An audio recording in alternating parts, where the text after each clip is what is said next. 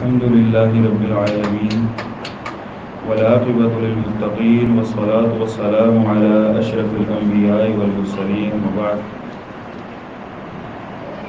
أعوذ بالله السميع العليم من الشيطان الرجيم من همزه ونفخه ونفثه.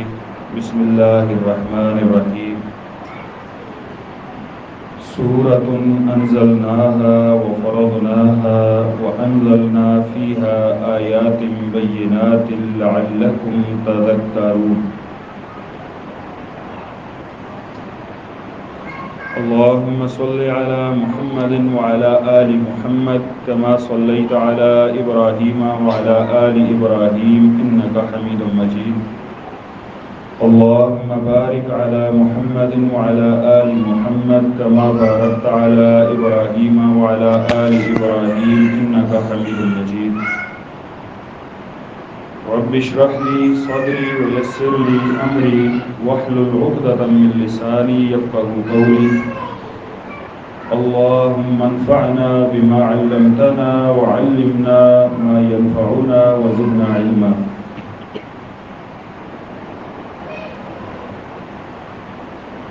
باقاعدہ سبق کے آغاز سے پہلے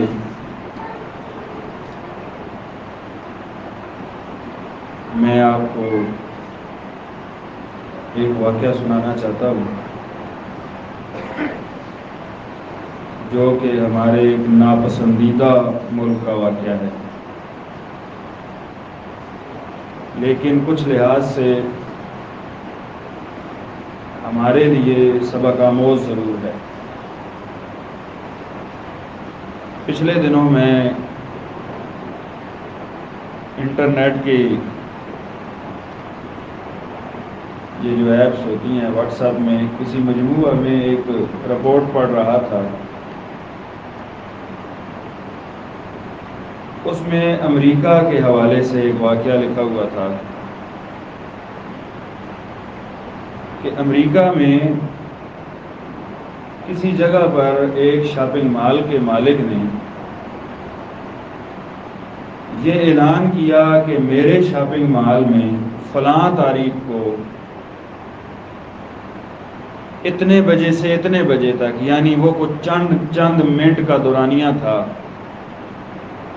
کہ اتنے منٹ میں میرے شاپنگ مال میں جو کوئی داخل ہوگا اس وقت جو کوئی سامان وہ لے کر باہر چلا جائے وہ اس کا ہے اور فری میں اس سے کوئی پیسے نہیں لوں گا، وہ اسی کا ہے۔ اور یہ چند منٹ کے لیے آپ کو معلوم ہے ہمارے ہاں بھی جو شاپنگ مالز والے ہوتے ہیں یہ مختلف قسم کے پیکیج دیتے رہتے ہیں اپنی دکان کی مشہوری کے لیے۔ ہوا کچھ یوں کہ جب مقررہ دن آیا اور وہ وقت آیا تو بے شمار لوگ وہاں پر جمع تھے،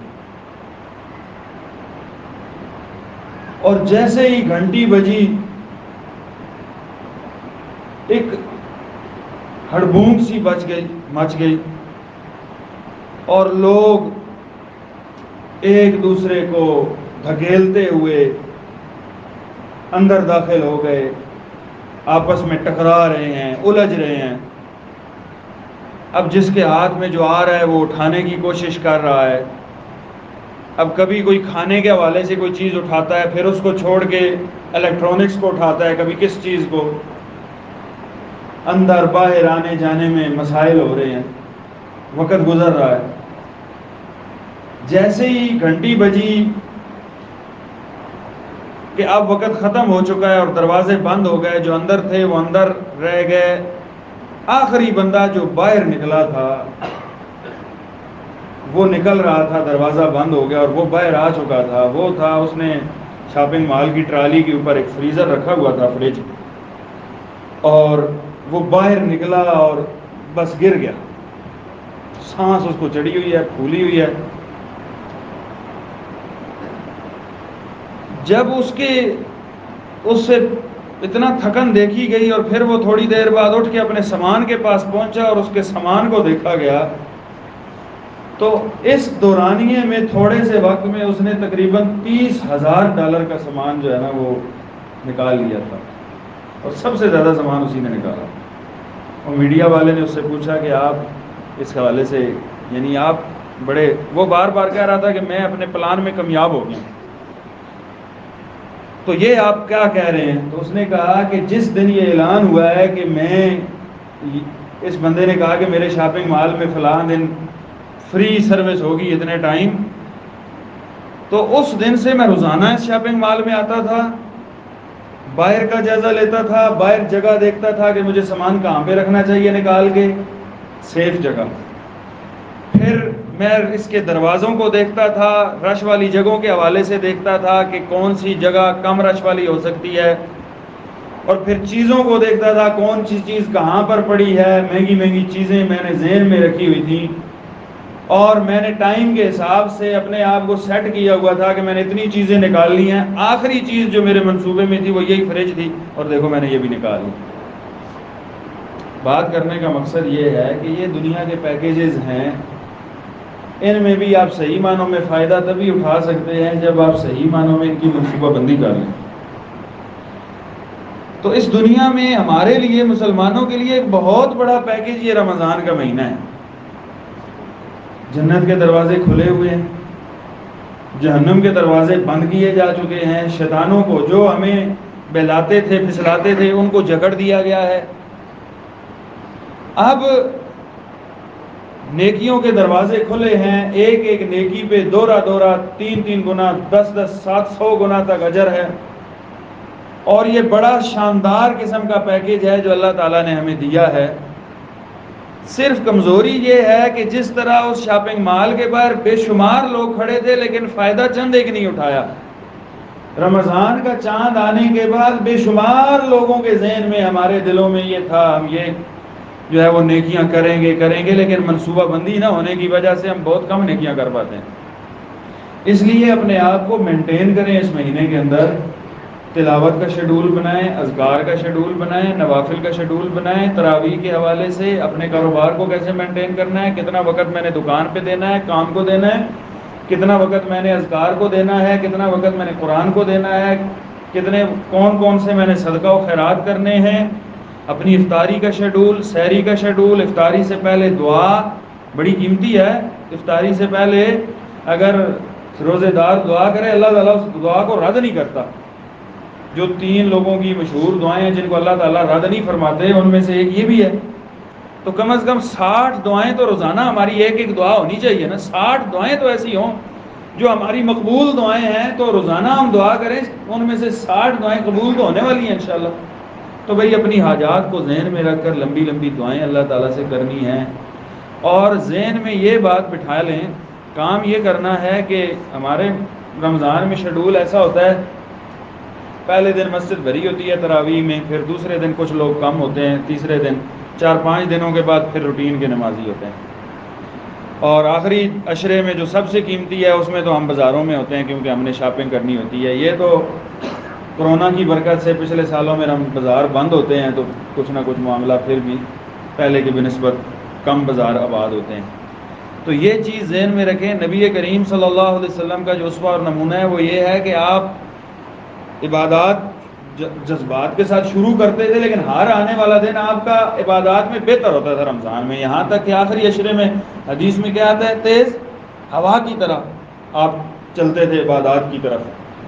تو یہ ذہن میں ہونا چاہیے کہ ہر آنے والا دن ہمارا اچھا دن ہونا چاہیے۔ 29ویں جو شب ہو نا، 29ویں شب، 29 رمضان والی جو ہماری 29ویں شب ہونی چاہیے نا، وہ ہماری سب سے بہترین عبادت والی شب ہونی چاہیے، یعنی ہر آنے والا دن بہتر۔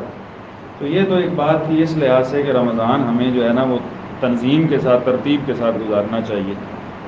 اب ہم آتے ہیں اپنے سبق کی طرف۔ قرآن مجید جو ہے یہ اللہ تعالیٰ کی ایک بہت ہی عظیم نعمت ہے، اللہ تعالیٰ نے اس میں بڑی خیر رکھی ہے، جو قرآن کے ساتھ جڑ جاتا ہے اس میں بھی اللہ تعالیٰ نے بڑی خیر رکھی ہے۔ تفصیل کا وقت بھی نہیں ہے اور آپ اس حوالے سے بہت کچھ علماء سے سنتے رہتے ہیں۔ بے سکون آدمی کو قرآن پڑھنے سے سکون ملتا ہے، اور سمجھ کر پڑھے تو ساتھ ہدایت بھی ملتی ہے، اور بھی بیمار آدمی ہے وہ پڑھے گا اللہ تعالیٰ اس کی برکت سے اس کو شفا عطا کریں گے، اور بھی بے شمار فوائد ہیں، آپ کو ہر حرف کے بدلے اللہ تعالیٰ ایک ایک نیکی عطا کر رہے ہیں۔ اور آپ کو اپنے قریبی بندوں میں شمار کر رہے ہیں. آپ کا ذکر جب آپ قرآن پڑھ رہے ہیں تو اللہ تعالیٰ اپنے قریبی مقرب فرشتوں میں کر رہے ہیں. اگر آپ کسی کے بیٹے ہیں اور آپ قرآن کو حفظ کر رہے ہیں, حافظ بھی بن رہے ہیں, حافظ بن جاتے ہیں, تو یہ اور شاندار ہے آپ کے لیے بھی اور آپ کے والدین کے لیے بھی. اللہ تعالیٰ اس قرآن پڑھنے کی برکت سے دعائیں بھی قبول فرماتے ہیں. اللہ تعالیٰ گھر میں خیر و برکت عطا فرماتے ہیں. جو قرآن کو سیکھتا ہے اور لوگوں کو سکھاتا ہے وہ خیرکم من تعلم القرآن وعلمہ ہے. جو قرآن سے منہ موڑتا ہے اس کے لیے پھر وعیدیں بھی ہیں. جتنی اس کے ساتھ جڑنے میں برکت اور خیر ہے اتنا ہی قرآن سے دور ہونے میں پھر اللہ تعالیٰ کی طرف سے بے برکتی ہے اور وعیدیں ہیں.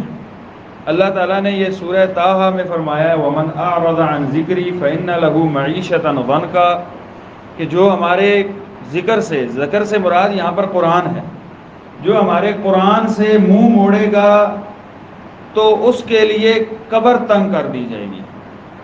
اس کا معروف معنی معیشتاً ضنکا کا ایک یہ ہے کہ اس پر قبر تنگ کر دی جائے گی, قبر اس کو اپنے اندر لپیٹ میں لے لے گی.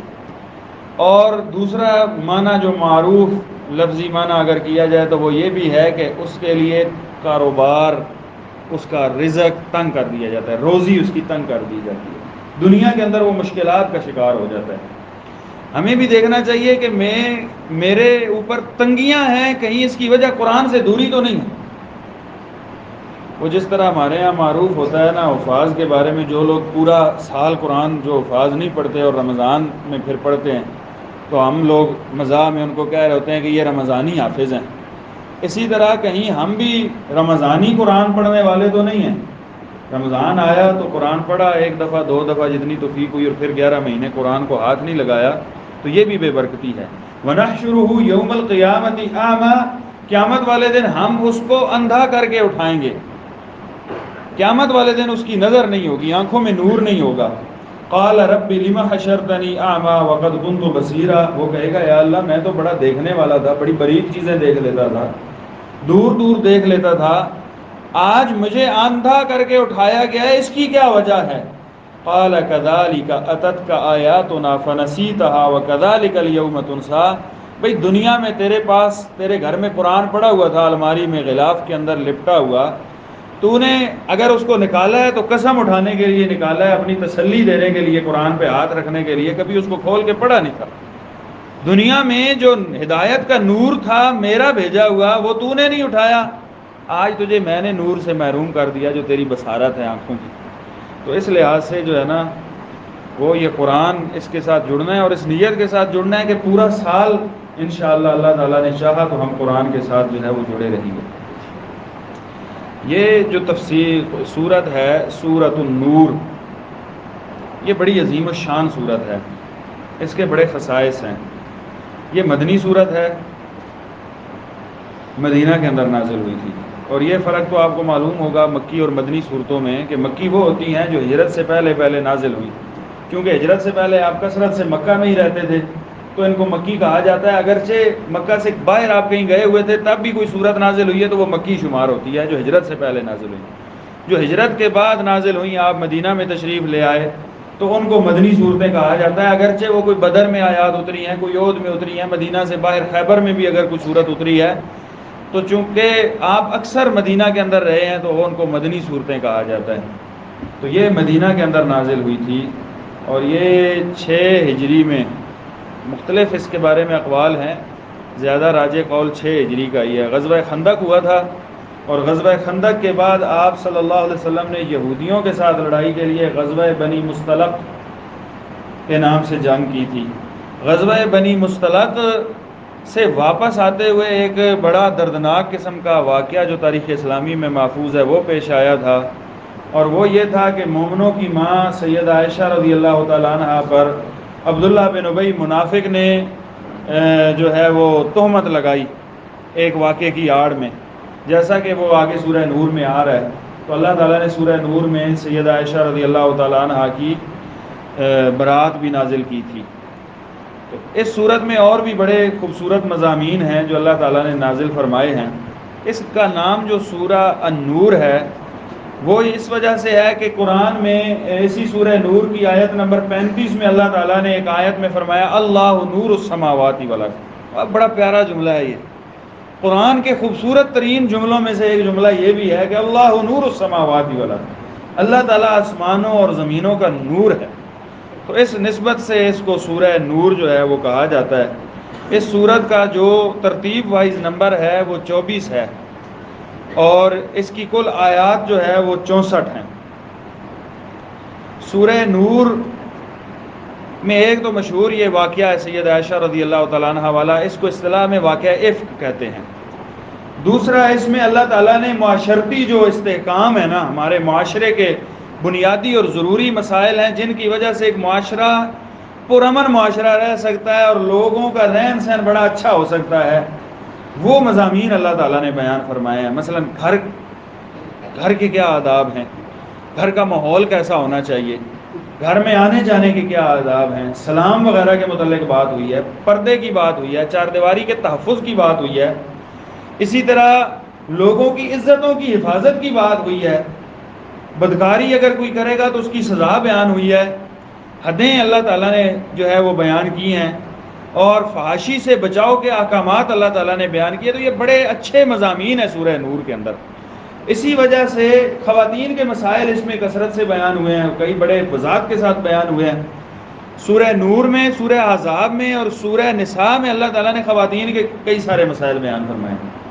تو اس لحاظ سے بھی ہمیں سیکھنا چاہیے اور گھر میں اپنی خواتین کو پھر یہ مسائل انہیں آگاہ کرانا چاہیے، انہیں خود پڑھانی چاہیے یہ سورت، سورہ نور، احزاب اور نساء. تو سورہ نور ان میں سے اس لحاظ سے بھی ایک قیمتی سورت ہے.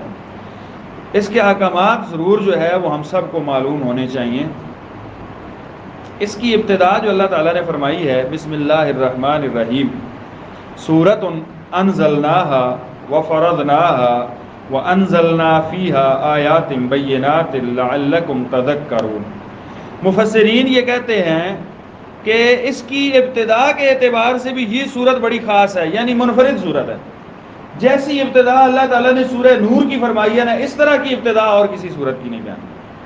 عمومی صورت میں کسی بھی سورت کا جو ابتدا ہوتی ہے، ابتدائی آیات میں اس سورت کے مقاصد کو بیان کیا جاتا ہے، یا عموماً وہ کبھی اللہ تعالیٰ کی حمد کے ساتھ ہو رہی ہوتی ہے یا حروف مقطعات کے ساتھ ہو رہی ہوتی ہے.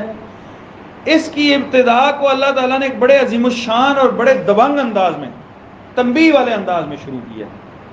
یعنی ہوتی ہے نا بعض جب بندہ عموماً گفتگو اور کلام کا آغاز کرتا ہے تو تمہیدی کلمات کہتا ہے، تقریر کرتا ہے تو پہلے تمہیدی کچھ کلمات ہوتے ہیں، پھر آگے اپنے موضوع کے مطابق دلائل شروع کرتا ہے. یہاں پہ یہ سمجھیں کہ اللہ تعالیٰ نے سورہ نور میں بلا تمہید اپنی گفتگو کا آغاز فرمایا. بلا تمہید، اس سے بھی معلوم ہوتا ہے. اور بلا تمہید گفتگو بندہ کب کرتا ہے؟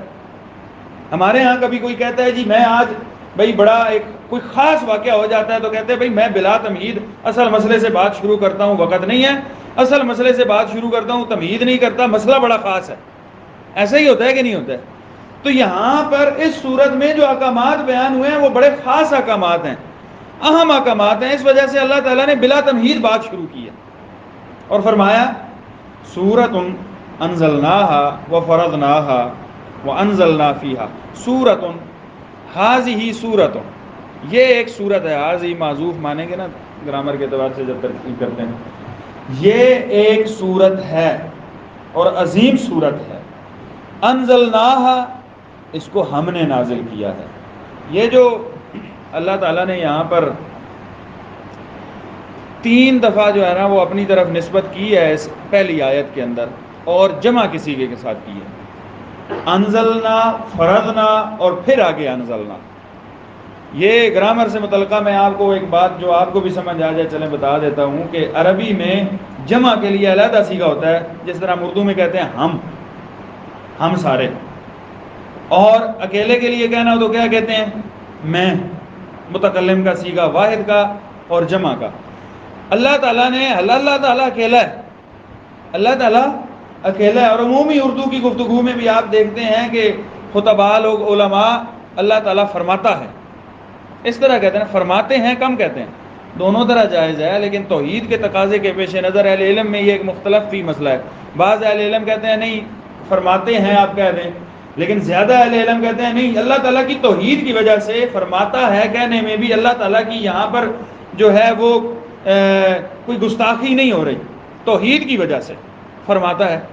تو یہاں پر اللہ تعالیٰ یہ بھی فرما سکتے تھے کہ سورۃ انزلت، جیسے کہ اللہ تعالیٰ نے کئی جگہ پر فرمایا انعمت، میں نے انعام کیا، ٹھیک ہے، ارسلت، میں نے رسول مثلا بھیجے، یا اور کوئی اس طرح کے الفاظ، لیکن یہاں پر اللہ تعالیٰ نے جمع کا صیغہ، ہم نے اس سورت کو نازل کیا ہے۔ یہاں پر اللہ تعالیٰ اپنے بندے کو یہ بتانا چاہتے ہیں، ایک وزن ڈالنا چاہتے ہیں، ایک عظمت اجاگر کرنا چاہتے ہیں، بھائی ہم نے اس کو نازل کیا ہے۔ جس طرح سورہ بقرہ کی ابتدا میں نہیں ہے کہ ذالک الکتاب لا ریب فیہا، اس کتاب میں کوئی شک نہیں۔ یہ سورت جو ہے، قرآن سارا ہی ہم نے نازل کیا ہے، لیکن یہ خاص سورت ہے، اس کو ہم نے خاص انداز میں خاص احکامات کے ساتھ نازل کیا ہے، اس لحاظ سے ان احکامات کا آپ نے خیال رکھنا ہے۔ سورت یہ سورت ہے انزلنا، ہم نے اس کو نازل کیا۔ انزلنا سے نا ہمیں ایک اور بڑا باریک سا نقطہ اس سے نکلتا ہے، اور عقیدے کا ایک مسئلہ بھی اس سے حل ہوتا نظر آتا ہے، اور وہ یہ ہے، نازل ینزل جب لفظ استعمال ہوتا ہے تو کسی چیز کا خود سے اترنا مراد ہوتا ہے، اور وہ زمین پر ہی ہو سکتا ہے، جبکہ انزل ینزل ایک تو کسی چیز کو اتارنا نیچے، اور انزل ینزل اور نزل ینزل یہ الفاظ استعمال ہوتے ہیں تو مراد یہ ہے کہ اوپر سے نیچے آنا، اتارنا اوپر سے نیچے۔ اب انزل ینزل کا معنی کیا کریں گے؟ ہم نے اس کو اوپر سے نیچے زمین کی طرف نازل کیا، اتارا ہے۔ اس سے یہ مراد ہوا کہ اللہ تعالیٰ نے اپنے پاس سے قرآن نیچے اتارا ہے نا، تو اللہ تعالیٰ اپنے عرش پر مستوی ہے۔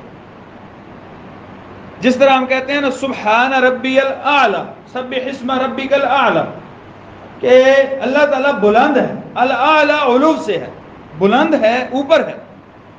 تو اس لحاظ سے یہاں پر بھی جو ہے وہ اللہ تعالیٰ یہ بتانا چاہتے ہیں کہ سورۃ انزلناہا، کہ ہم نے اس سورت کو نازل کیا ہے اوپر سے نیچے، یعنی اللہ تعالیٰ اپنے عرش کے اوپر مستوی ہے، یہ ذہن میں رکھیں۔ جیسا کہ اللہ تعالیٰ نے فرمایا اہل ایمان کی صفات کے بارے میں کہ یخافون ربہم من فوقہم، کہ اہل ایمان اپنے رب سے ڈرتے ہیں۔ کس رب سے؟ جو رب ان کے اوپر ہے، من فوقہم۔ تو یہ عقیدے کا ایک بڑا معروف مسئلہ ہے کہ اللہ تعالیٰ الرحمن علی العرش استویٰ، شروع سے ہی صحابہ تابعین اہل السنہ والجماعہ کا یہ عقیدہ رہا ہے کہ اللہ تعالیٰ اپنے عرش پر مستوی ہے۔ جو لوگ اللہ تعالیٰ کو ہر جگہ پر ماننے کا وحدت الوجود کے قائل ہیں، یا دنیا میں ہر جگہ اللہ تعالیٰ نعوذ باللہ ہر جگہ کے اوپر ہے، یہ عقیدہ درست نہیں ہے، یہ اللہ تعالیٰ کی شان کے شیان بھی نہیں ہے۔ اللہ تعالیٰ نے اپنے بارے میں خبر دی ہے کہ الرحمن علی العرش استویٰ، یہ دنیا ہے، اوپر آسمان ہے، ساتوں آسمانوں سے اوپر کہیں اللہ تعالیٰ کا عرش ہے، اور اللہ تعالیٰ کا عرش ساری مخلوقات سے بڑا ہے، اور اس عرش پہ اللہ تعالیٰ مستوی ہے، کما یلیق بجلالہ و شانہ۔ بعض لوگوں کے ذہن میں یہ اشکال پیدا ہوتا ہے نا کہ اللہ تعالیٰ عرش پر ہے، وہ کیسے ہے پھر؟ تو یہ بھی سوال کرنا درست نہیں ہے، ایسا ذہن میں اشکال لانا بھی درست نہیں ہے۔ اللہ تعالیٰ اپنے عرش پر اپنی شان کے مطابق مستوی ہے۔ ہمیں یہ نہیں سوچنا کہ کس طرح اللہ تعالیٰ عرش پر ہے۔ عرش تخت کو کہتے ہیں، جی دنیا میں تخت ہوتے ہیں، تخت پہ بندے بیٹھتے ہیں، تو کیا اللہ تعالیٰ بندوں کی طرح؟ نہیں، کسی مخلوق سے اللہ تعالیٰ کو تشبیہ نہیں دی جائے گی، کسی قسم کی اللہ تعالیٰ کی کسی بھی صفت کی کیفیت نہیں بیان کی جائے گی، نہ ہم تشبیہ بیان کرتے ہیں، نہ ہم کیفیت بیان کرتے ہیں، ٹھیک ہے؟ تو اللہ تعالیٰ اپنے عرش کے اوپر مستوی ہے۔ اسی طرح قرآن کے نازل ہونے کے حوالے سے بھی دو لفظ آئے ہیں، نزلہ اور انزلہ، ان میں دونوں میں بھی فرق ہے۔ علماء نے یہاں پر فرق کیا کہ انزلہ کا معنی کیا ہے اور نزلہ کا معنی کیا ہے۔ انزلہ کہتے ہیں کوئی چیز پوری کی پوری ایک ہی دفعہ اگر اتار دی جائے نا تو اس کو انزلہ کہتے ہیں، ٹھیک ہے؟ جیسا کہ یہ صورت ہے، اللہ تعالیٰ نے اس کے احکامات پورے کے پورے اتارے۔ اللہ تعالیٰ نے قرآن کے مجموعی نزول کا جب ذکر کیا نا سورہ قدر، شب قدر کے حوالے سے، تو کیا فرمایا؟ انا انزلناہ فی لیلۃ القدر، یعنی ہم نے اس پورے قرآن کو اکٹھا لیلۃ القدر میں نازل کر دیا۔ کہاں پہ؟ لوح محفوظ میں۔ پورا قرآن اللہ تعالیٰ نے لوح محفوظ میں اکٹھا لیلۃ القدر میں نازل فرما دیا تھا۔ پھر وہاں سے تھوڑا تھوڑا کر کے اللہ تعالیٰ نے زمین پر اپنے نبی پر وحی فرمایا، تو جو چیز تھوڑی تھوڑی کر کے نازل کی جائے اس کے لیے پھر لفظ ہوتا ہے نزلہ، جیسا کہ قرآن میں آتا ہے وَنَزَّلْنَاهُ تَنزِيلًا، ہم نے اس قرآن کو تھوڑا تھوڑا کر کے زمین پر اپنے نبی پر وحی کر کے اتارا ہے۔ جب انزلہ لفظ آئے گا تو پھر وہ کامل کے حوالے سے آئے گا۔ تو اس لحاظ سے یہ فرق بھی جو ہے وہ ذہن میں رکھ دینا چاہیے۔ تو سورۃ انزلناها وفرضناها، سورت کسے کہتے ہیں؟ چونکہ یہ سورت کا لفظ بھی آتا ہے نا، فلاں سورت فلاں سورت، اور یہاں قرآن میں بھی سورت کا لفظ آ گیا۔ سورتوں کے نام بھی ہوتے ہیں، سورت النور، سورت الفلاں، سورت البقرہ وغیرہ۔ سورت کا معنی کیا ہے؟ تو سورت جو ہے نا وہ کہتے ہیں عرب کے اندر دو معنی ہیں لفظ سورت کے۔ ایک سورت کا معنی یہ ہے بلند چیز، جو زمین سے بلند ہو اس کو سورت کہتے ہیں۔ چونکہ قرآن اللہ تعالیٰ نے اس سے قرآن سے لوگوں کو بلندیاں نصیب ہوتی ہیں، قرآن پڑھنے سے لوگوں کو بلندیاں نصیب ہوتی ہیں، اللہ تعالیٰ مقام اور مرتبے عطا کرتا ہے۔ اس لحاظ سے اللہ تعالیٰ نے یہ لفظ سورت اس معنی میں بھی ہوتا ہے، یعنی آپ سورت، یہ سورت النور پڑھیں گے، آپ اس کے احکامات پر عمل کریں گے، اللہ تعالیٰ آپ کو اپنے قریب کر لے گا، آپ کے درجات بلند کر دے گا، آپ کو اپنے جو ہے وہ قربت دے دے گا۔ تو یہ بھی معنی ہے ایک سورت اس لحاظ سے ہے۔ دوسرا سورت جو ہے نا وہ یہ سور لفظ ہوتا ہے۔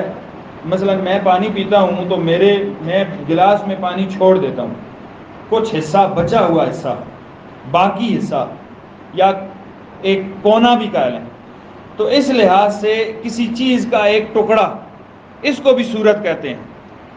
القطعۃ من الشیء، کسی چیز کے ٹکڑے کو بھی عربی میں کیا کہتے ہیں؟ سورت کہتے ہیں۔ تو اس لحاظ سے بھی چونکہ یہ قرآن کی علیحدہ علیحدہ صورتیں ہیں نا، مختلف جز ہیں، ٹکڑے ہیں، جز ہیں، ان کو جوڑیں تو یہ قرآن کتاب بن جاتی ہے، تو اس لحاظ سے بھی سورت کو سورت کہتے ہیں۔ یہ معنی بھی ذہن میں رکھ لیں۔ تو سورۃ انزلناها وفرضناها، اس سورت کو ہم نے نازل کیا ہے، وفرضناها، ہم نے اس کو فرض کیا ہے۔ فرض کا معنی جیسے معروف ہے واجب، لازم، ضروری چیز۔ اس لحاظ سے بھی دو لحاظ سے جو ہے نا وہ فرض کا معنی آپ ذہن کے اندر رکھیں۔ ایک تو معنی یہ کیا گیا ہے، سیدنا عبداللہ بن عباس رضی اللہ تعالیٰ نے یہ معنی کیا بیناها واوضحناها، یعنی ہم نے اس کو کھول کر، فرضناها، ہم نے اس کو کھول کر واضح کر کے بیان کر دیا۔ اور دوسرا معنی یہ ہے کہ ہم نے اس کے احکامات جو اس کے اندر بیان ہوئے ہیں وہ تم پر فرض کر دیے ہیں، وہ چھوڑے نہیں جا سکتے۔ دونوں معنی مراد لیے جا سکتے ہیں کہ پوری کی پوری سورہ جو ہے سورہ نور ہے، یہ اللہ تعالیٰ نے اس میں کوئی شبہات والی آیتیں نہیں بیان کی، متشابہات نہیں ہیں، ساری کی ساری واضح آیات ہیں۔ اور دوسرا یہ کہ ساری اس صورت میں جو جو احکامات بیان ہوئے ہیں وہ سارے کے سارے فرائض کے درجے میں آتے ہیں کہ ان پر عمل کرنا ضروری ہے، ان کے مطابق اپنا کردار بنانا وہ بڑا ضروری ہے۔ فرضناها کا یہ معنی ہے۔ یہاں پر اگر ہم اپنی زبان میں کریں تو یہ ہوگا کہ ہم نے اس صورت کے احکامات کو اتنا محکم اور واضح بیان کیا ہے کہ اس میں کسی قسم کی تعویل اور ہیلے بہانے کی گنجائش نہیں ہے۔ مثلا پردے کے احکام آ گئے تو ہم ہیلے بہانے شروع کر دیں کہ بس جی کیا کریں، مجبوری ہے، پردہ بھی بڑا ضروری ہے، لیکن بس خاندان کے مسائل ہوتے ہیں، اب ہم کیا کریں، مجبوری ہے تو پردہ نہیں کرا سکتے۔ ایسا ہوتا ہے کہ نہیں ہوتا ہے؟ اسی طرح اور جو مسائل اس کے اندر بیان ہوئے ہیں، جو پاک دامن عورتیں ہیں ان پر تہمت کی ممانعت ہے۔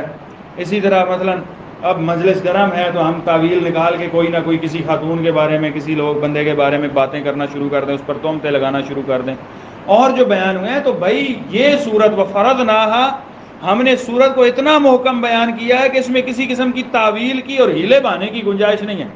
اللہ تعالیٰ نے اس کی حجت کو تمام کر دیا ہے۔ تو اس لحاظ سے بھی یہ ذہن میں رکھیں کہ سورۃ انزلناها وفرضناها، کہ ہم نے اس سورت کو نازل کیا ہے اور ہم نے اس کے احکامات کو بڑا محکم اور واضح کر کے بیان کیا ہے۔ وَأَنزَلْنَا فِيهَا آيَاتٍ بَيِّنَاتٍ، اور ہم نے اس میں واضح کھول کھول کے آیتیں بیان کر دی۔ آیات، آیت ان کی جمع ہے بینات، بینتن، بینہ کہتے ہیں دلیل کو، حجت کو۔ عربی میں نا آپ کہتے ہیں نا بھائی تمہارے پاس اس بات کی کیا دلیل ہے، تو وہ کہتے ہیں بینہ، بینہ لاؤ، دلیل لاؤ، یعنی بینہ لاؤ۔ تو ہم نے اس کی آیات باقاعدہ دلیلیں ہیں، وہ نصوص ہیں، محکم آیات ہیں، واضح دلیلیں ہیں کہ یہ مسائل جو اس کے اندر بیان ہوئے ہیں وہ بڑے خاص مسائل ہیں، ان پہ عمل کرنا ہے، ان کے بارے میں ہیلے بہانے نہیں کرنے۔ وَأَنزَلْنَا فِيهَا آيَاتٍ بَيِّنَاتٍ، ایسے واضح ہیں کہ ان میں کوئی شک و شبہ متشابہ ہونے کی جو ہے وہ گنجائش نہیں ہے۔ لعلکم تذکرون، آخر میں اللہ تعالیٰ فرماتے ہیں لعلکم تذکرون، تاکہ تم نصیحت حاصل کرو۔ لعلکم تذکرون، اس سورت کو ہم نے نازل کیا ہے، اس کے احکامات کو بڑا کھول کے محکم مضبوطی کے ساتھ بیان کر دیا ہے، اس کی آیات بڑی بینات ہیں، اس لیے کہ تم اس کے مطابق عمل کرو، نصیحت حاصل کرو اور عمل کرو۔ یہ قرآن کا نا بنیادی مقاصد میں سے ایک مقصد تذکرون، فذکر ان نفعت ذکرہ، نصیحت کیجئے، آپ کی نصیحت نفع والی ہو سکتی ہے، ٹھیک ہے۔ سیذکر من یخشی، آپ جو نصیحت کریں گے تو جو اللہ تعالیٰ کی خشیت اور ڈر رکھنے والا بندہ ہوگا اپنے دل میں، وہ اس نصیحت کو ضرور اپنے دل کے اندر بٹھائے گا۔ یہ تذکرون ہے نا، یہ ذکر اور پھر ذکرہ، ذکر ہے یاد کو کہتے ہیں، ذکر کس کو کہتے ہیں؟ غفلت جس کے اندر نہ ہو اور بھولنا بھی نہ ہو، جس کام میں بندہ سستی بھی نہ کرے اور بھولے بھی نہ، یہ ہے ذکر۔ کہتے ہیں اللہ تعالیٰ کا ذکر کرو، تو ذکر کیا ہے؟ اللہ تعالیٰ کا ذکر ایسے انداز میں کرو کہ آپ غافل ذکر نہ کرو۔ مثلا میں پڑھ رہا ہوں، مجھے پتہ ہی کوئی نہیں ہے کیا پڑھ رہا ہوں، نہیں ہوتا ہم نماز کے بعد کئی دفعہ سبحان اللہ پڑھ رہے ہوتے، پتہ کوئی نہیں ہوتا پڑھ رہے ہوتے، بس گنتے جا رہے ہیں، نہیں، غفلت نہیں ہونی چاہیے۔ اور دوسرا بھولنا بھی نہیں ہے، اللہ تعالیٰ کو بھولو بھی نہیں، وقت پہ ذکر کرو، نماز کے بعد کے اذکار ہیں، صبح شام کے اذکار ہیں، اللہ تعالیٰ کو ہمیشہ اپنے یاد کے اندر رکھو۔ اور پھر ہے ذکرہ،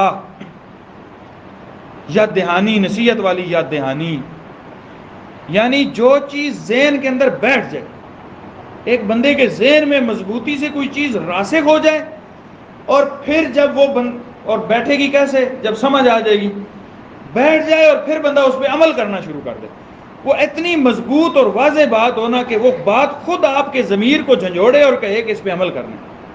کئی باتیں ہوتی ہیں نا آپ کے دل میں ایسی بیٹھ جاتی ہیں کہ دل کرتا ہے کہ میں اس بات کو جو ہے وہ یعنی اس پہ میں نے عمل کرنا ہے، آپ کا ضمیر آپ کو کہتا ہے بھئی اس پہ عمل کرو۔ ایسا ہوتا ہے کہ نہیں ہوتا ہے؟ مثلا جیسے نماز ہے، اب ایک مسلمان مومن آدمی ہے نا، جب نماز کا وقت ہو جاتا ہے تو اس کا ضمیر اسے جھنجھوڑ رہا ہوتا ہے، نماز کا وقت ہو گیا، پڑھنی ہے، مطلب ایسی یہ ہے ذکرہ، وہ یاد دہانی جو بار بار آپ کو انگیخت کرے، ترغیب دے اور آپ کے اندر جذبات پیدا کرے عمل کرنے کے۔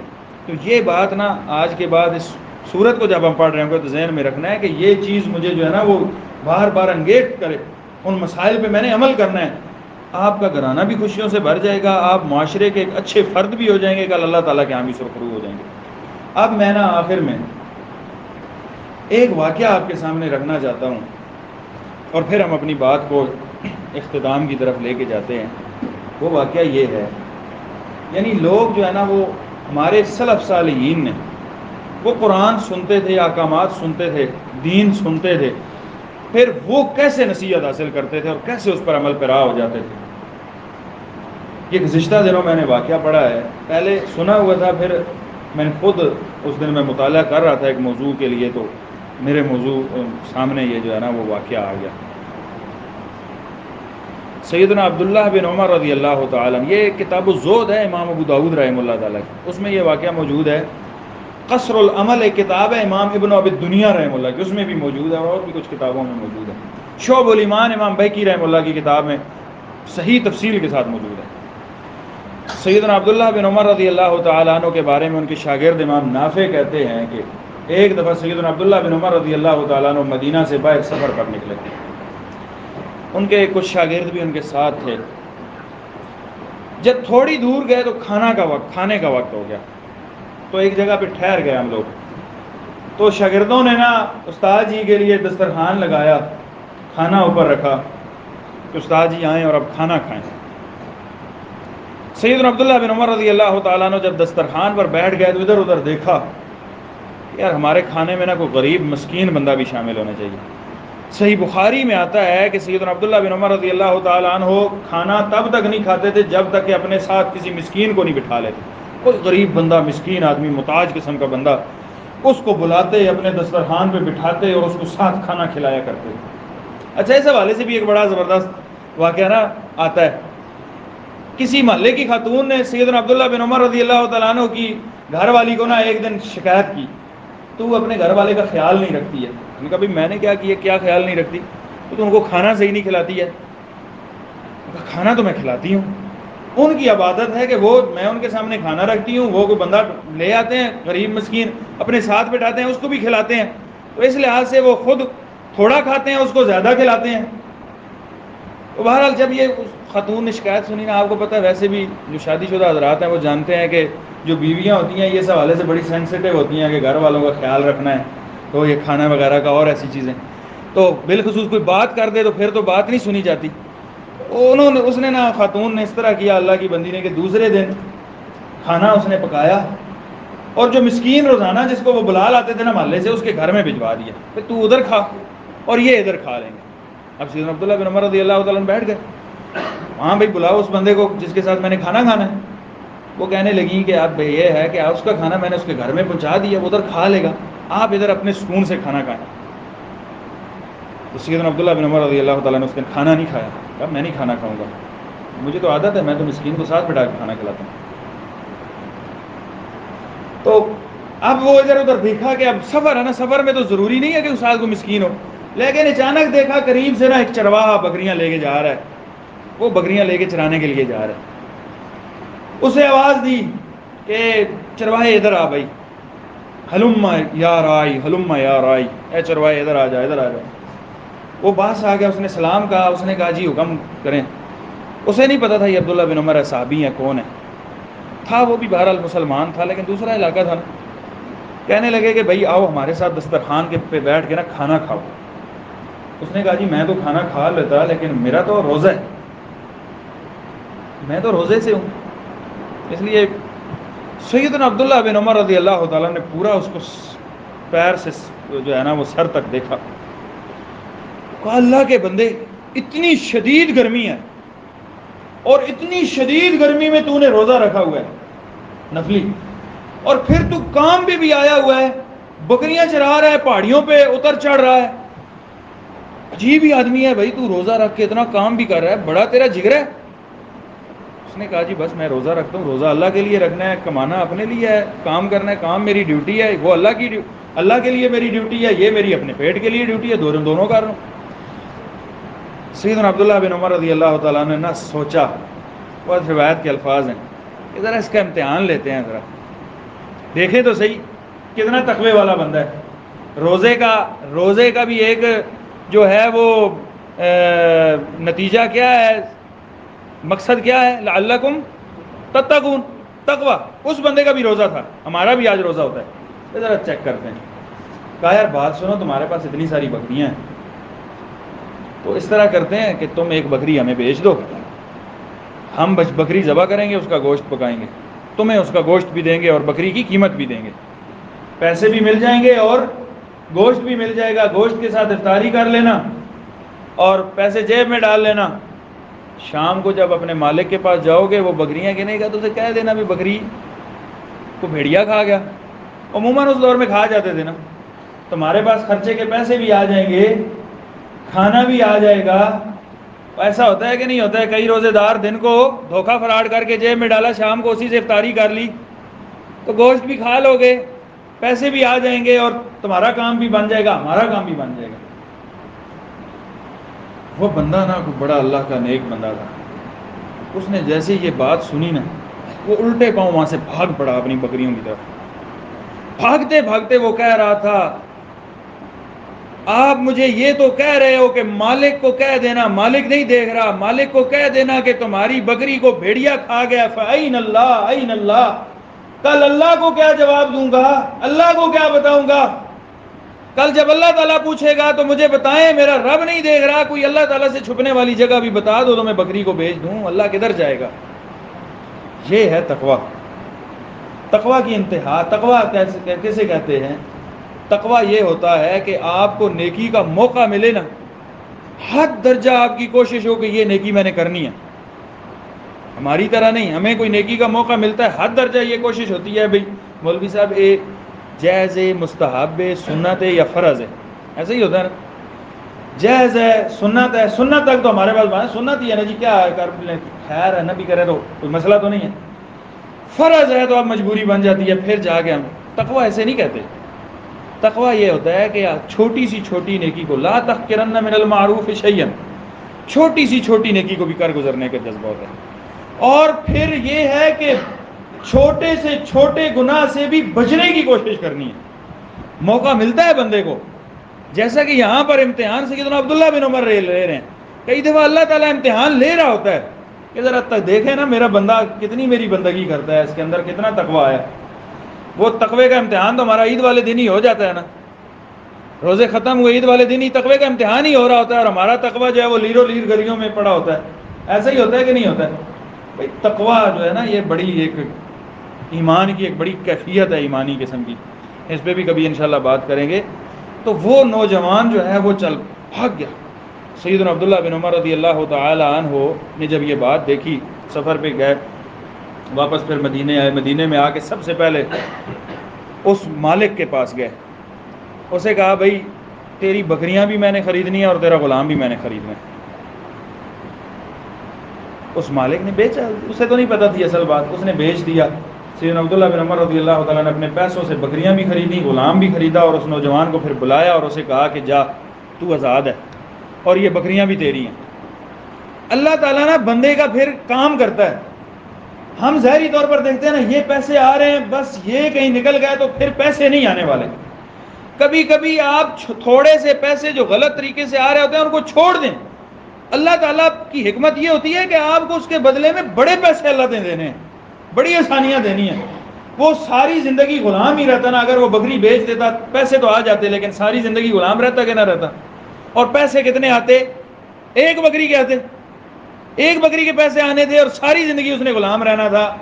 لیکن اس نے اس ایک بکری کے پیسوں کو ٹھکرایا، اللہ تعالیٰ نے ساری زندگی کی آزادی دے دی اور وہ ساری بکریاں بھی اس کو دے دی۔ تو تقوی کا مظاہرہ کیا کریں آپ اپنے کاروبار میں، کاموں میں، جو بھی ہمارا کام ہو، ڈیوٹی ہو، اس میں تقوی کا مظاہرہ کیا جائے، اللہ تعالیٰ سے ڈر کو ملحوظ رکھا جائے، تو پھر یہ فائدہ ہوتا ہے کہ اللہ تعالیٰ پھر بڑی مدد کرتا ہے۔ یہ لعلکم تذکرون ہے، دین سے نصیحت پھر ایسے حاصل کی جاتی ہے۔ یہ ہماری طرح کی نصیحت نہیں ہے جو چونکہ چنانچہ اور اگر مگر کے اندر صرف ہو جائے اور ہم ہیلوں بہانوں سے اپنے آپ کی جان چھڑانے کی کوشش کرتے رہیں، بلکہ آپ اپنی جان کو لگانے کی کوشش کریں، دل کو عبادات کے اندر لگانے کی کوشش کریں، تو انشاءاللہ اللہ تعالیٰ بہت زیادہ فائدہ عطا کرے گا۔ آج بس یہ ایک ہی آیت سے میں نے کہا ابتدا کرتے ہیں، اللہ تعالیٰ نے چاہا تو پھر آگے مسائل چلتے رہیں گے، زیادہ آیات چلتی رہیں گی۔ اللہ تعالیٰ سے خصوصی دعا کریں کہ اللہ تعالیٰ ہمیں ایسی توفیق دے کہ ہم مستقل مزاجی کے ساتھ جو ہے وہ اس رمضان کے مہینے کو گزار لیں اور اس پوری صورت کے احکامات کو پڑھ لیں۔ میرے لیے آپ خصوصی دعا کریں، میں آپ کے لیے خصوصی دعا کروں گا۔ اللہ تعالیٰ آپ سب پر اپنی رحمتوں کا نزول فرمائے، اللہ تعالیٰ آپ کی نیکیوں کو قبول فرمائے، اللہ تعالیٰ آپ کے گناہوں کو معاف فرمائے، اللہ تعالیٰ آپ کے گھروں میں خوشحالیاں پیدا فرمائے، اللہ تعالیٰ آپ کی اولادوں میں برکتیں عطا فرمائے، اللہ تعالیٰ آپ کی جانوں میں، مالوں میں برکتیں عطا فرمائے۔ وآخر دعوانا الحمد للہ رب العالمین۔